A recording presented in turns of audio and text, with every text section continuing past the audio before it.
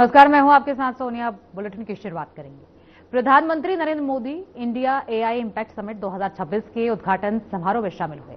अपने संबोधन में प्रधानमंत्री मोदी ने क्या कुछ कहा, आपको सुनाएंगे। दुनिया की सबसे बड़ी और ऐतिहासिक एआई इंपैक्ट समिट में आप सभी का हार्दिक अभिनंदन है।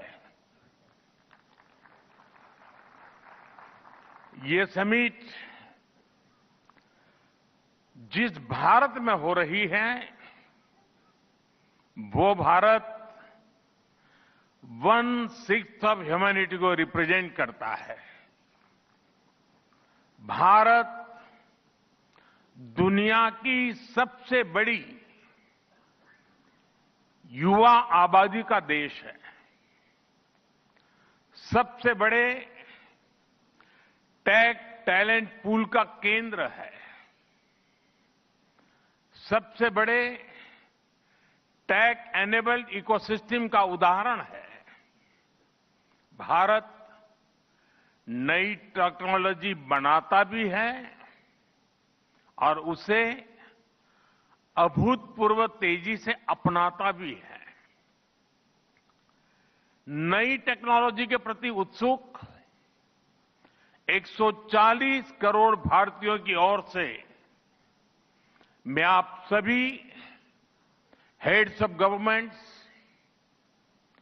ग्लोबल एआई इकोसिस्टम के लीडर्स और इनोवेटर्स का इस समिट में स्वागत करता हूं, आपका आभार व्यक्त करता हूं। इस समिट का भारत में होना भारत के साथ ही पूरे ग्लोबल साउथ के लिए गर्व का विषय है। इस समिट में एआई जगत के हुज हू यहां पर मौजूद है। दुनिया के 100 से ज्यादा देशों का रिप्रेजेंटेशन, दुनिया के कोने कोने से यहां आए महानुभाव इसकी सफलता को नई ऊंचाई पर ले जा रहे हैं।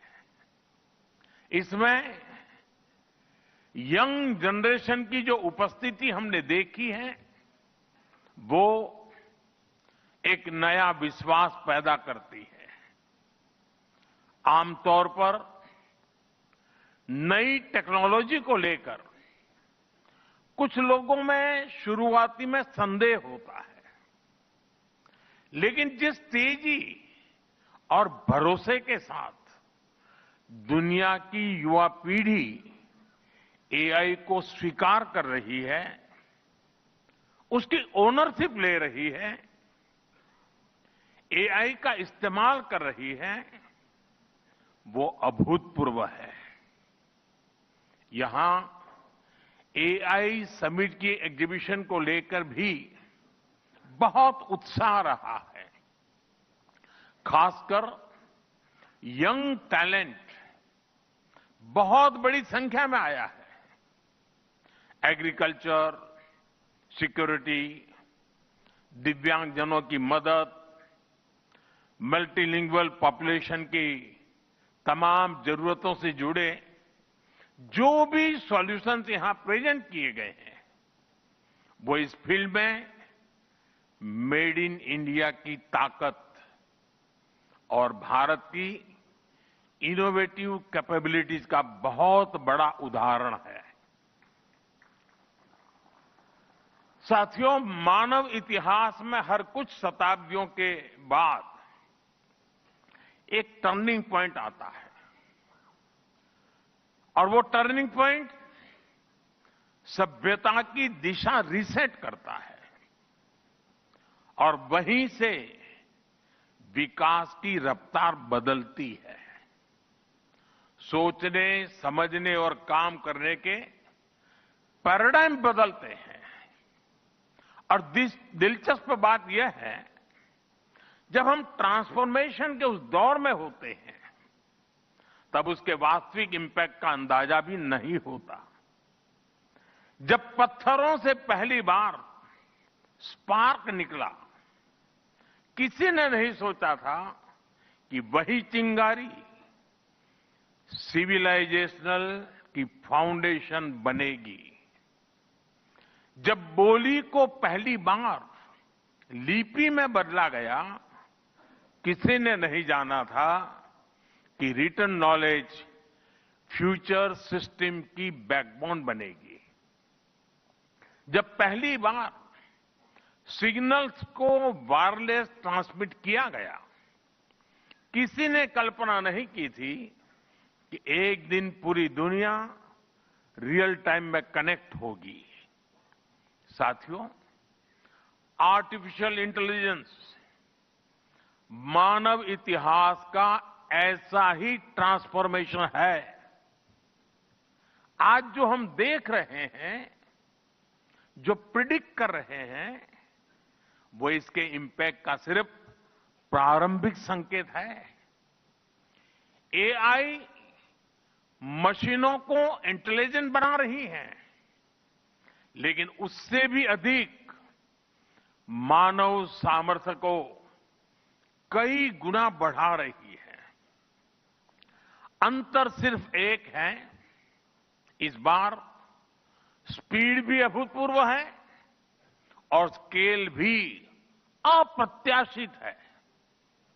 पहले टेक्नोलॉजी का इंपैक्ट दिखने में दशकों लगते थे। आज मशीन लर्निंग से लर्निंग मशीन तक का सफर तेज भी है, गहरा भी है, व्यापक भी है। इसलिए हमें विजन भी बड़ा रखना है और जिम्मेदारी भी उतनी ही बड़ी निभानी है। वर्तमान पीढ़ी के साथ ही हमें इस बात की भी चिंता करनी है कि आने वाली पीढ़ियों के हाथों में हम एआई का क्या स्वरूप सौंपकर जाएंगे। इसलिए आज असली प्रश्न यह नहीं कि भविष्य में आर्टिफिशियल इंटेलिजेंस क्या कर सकती है। प्रश्न यह है कि वर्तमान में हम आर्टिफिशियल इंटेलिजेंस के साथ क्या करते हैं। ऐसे प्रश्न मानवता के सामने पहले भी आए हैं। सबसे सशक्त उदाहरण है न्यूक्लियर पावर। हमने उसका डिस्ट्रक्शन भी देखा है और सकारात्मक कंट्रीब्यूशन भी देखा है। एआई भी एक ट्रांसफॉर्मेटिव पावर है।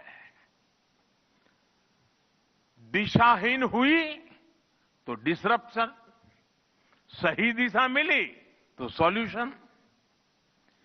एआई को मशीन सेंट्रिक से ह्यूमन सेंट्रिक कैसे बनाएं, संवेदनशील और उत्तरदायी कैसे बनाएं, यही इस ग्लोबल एआई इंपैक्ट समिट का मूल उद्देश्य है। साथियों, भारत एआई को किस दृष्टि से देखता है, उसका स्पष्ट प्रतिबिंब इस समिट की थीम में है। सर्वजन हिताय, सर्वजन सुखाय, welfare for all, happiness of all. यही हमारा बेंचमार्क है।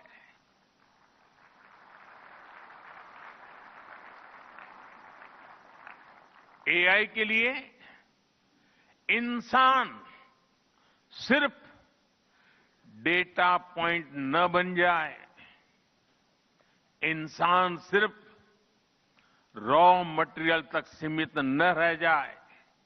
इसलिए एआई को डेमोक्रेटाइज करना होगा। इसे इंक्लूजन और एम्पावरमेंट का माध्यम बनाना होगा और विशेष रूप से ग्लोबल साउथ में। साथियों, हमें एआई को ओपन स्काई भी देना है और कमांड भी अपने हाथ में रखना है।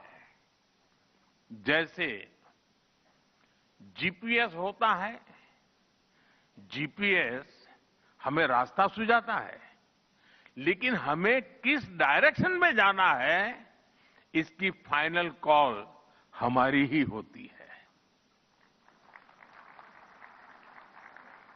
आज हम एआई को जिस दिशा में लेकर जाएंगे वैसा ही हमारा भविष्य तय होगा।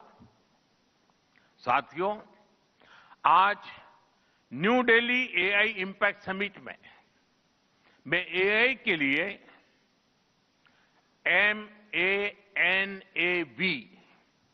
MANAV मानव विजन प्रस्तुत करता हूं।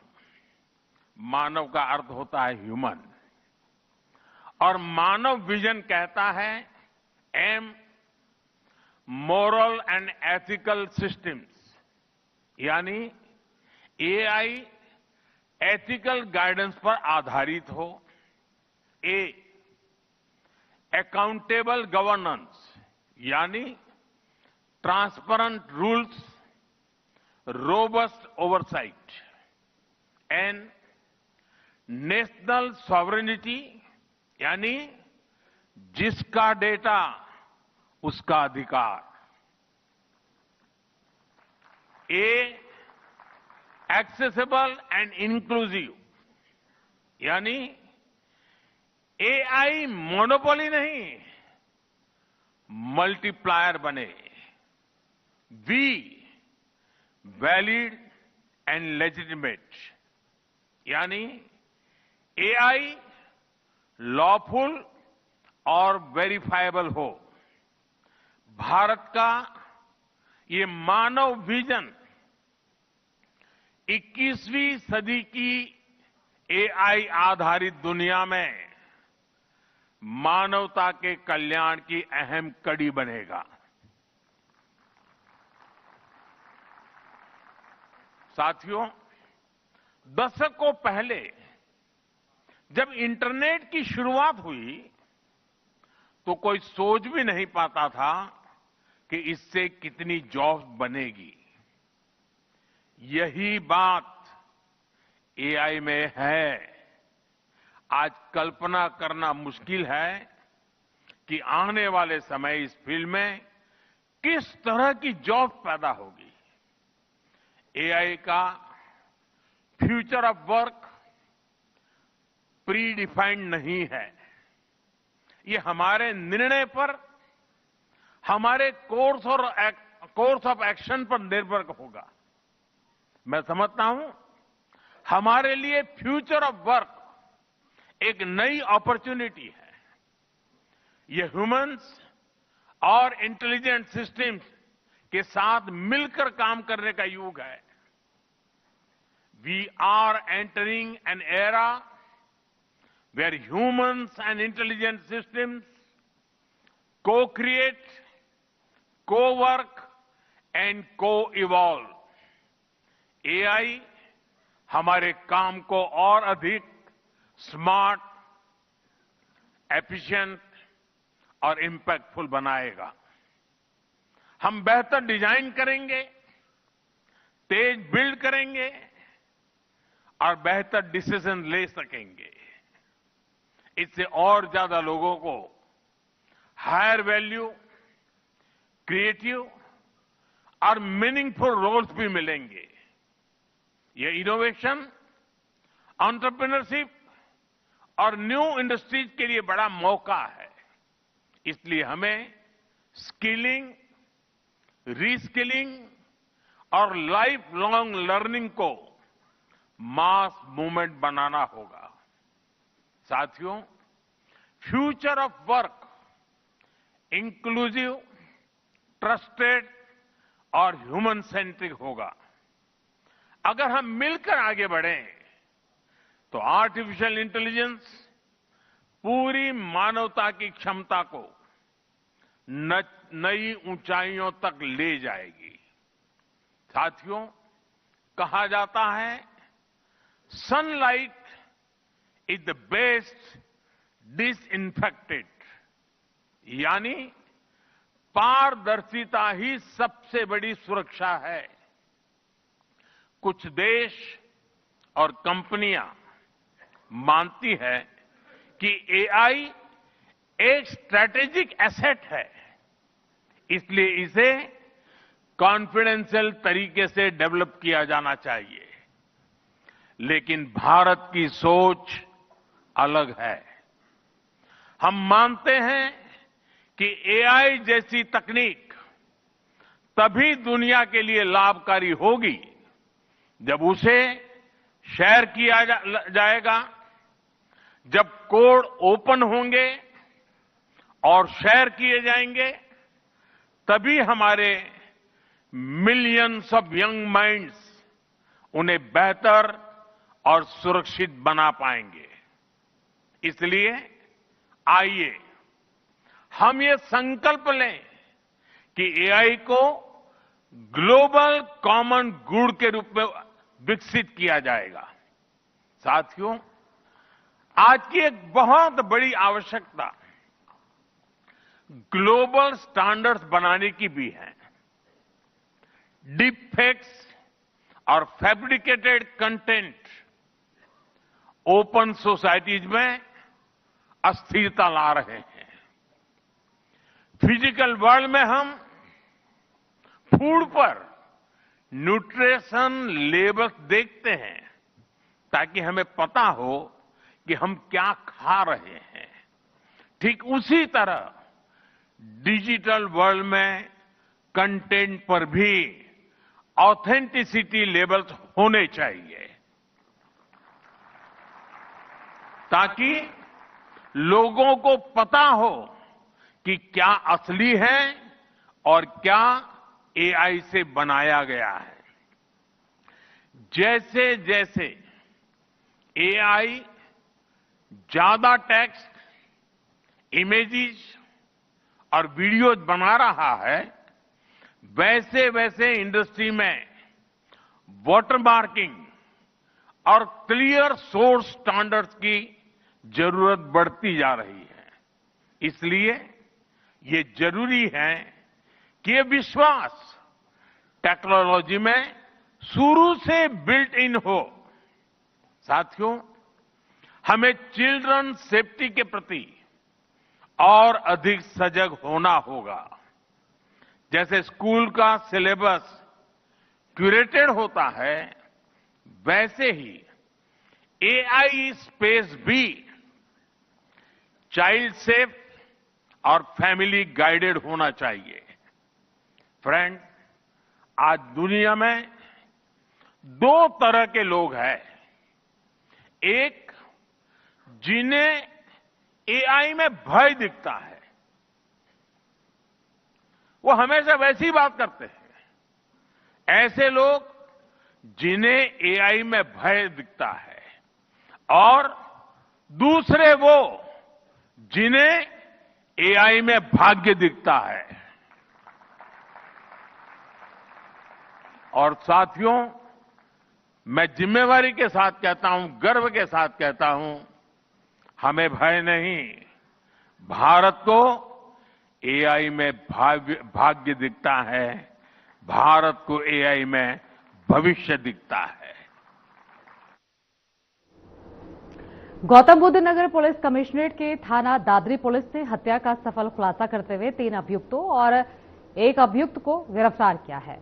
मृतक गोविंद रावल की हत्या अवैध संबंधों के चलते पूर्व योजना के तहत की गई थी। पुलिस ने मुठभेड़ के बाद मुख्य आरोपी रोहित और नफीस को पकड़ा है, जबकि 2 अन्य को भी गिरफ्तार किया गया है। घटना में प्रयुक्त बांग का अवैध तमंचा और मोटरसाइकिल बरामद कर मुकदमा दर्ज किया गया है।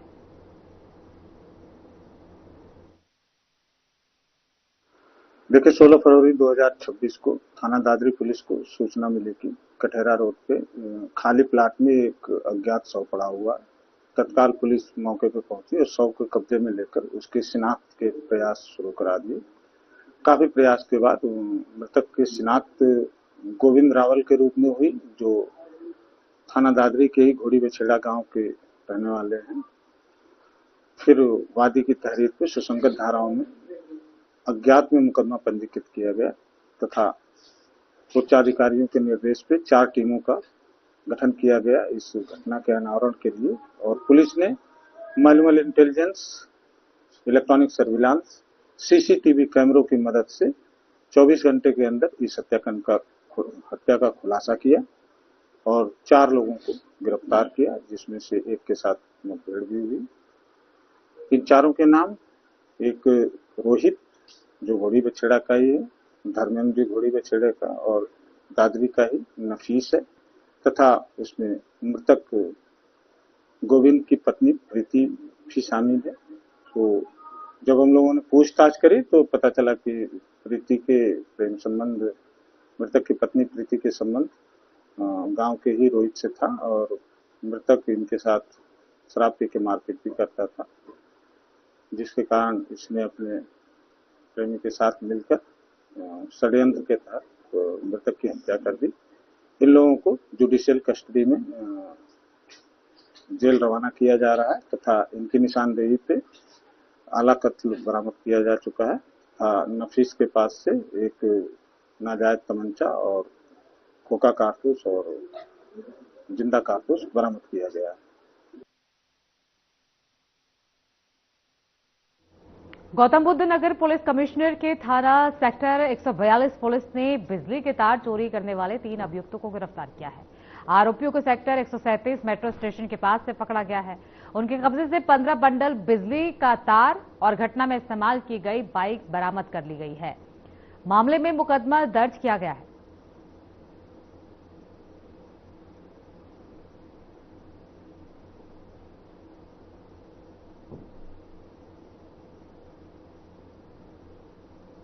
तो वहीं गौतम बुद्ध नगर पुलिस कमिश्नरेट के निर्देशन में 19 फरवरी 2026 को यातायात पुलिस ने सघन अभियान चलाया। मैनुअल 2363 और ISTMS कैमरों से 4778 समेत कुल 7151 ई चालान किए गए। हेलमेट के 2510, ओवर स्पीड के 403 और विपरीत दिशा में 549 चालान काटे गए।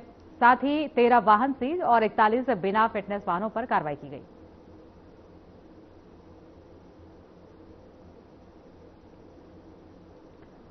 तो लगातार जिस तरीके से ट्रैफिक रूल्स को लेकर पुलिस सघन चेकिंग अभियान चला रही है, जो भी व्यक्ति या फिर जो भी वाहन चालक अगर ट्रैफिको रूल्स का नियम पालन नहीं करता है तो उस पर कार्रवाई भी पुलिस की तरफ से की जा रही है।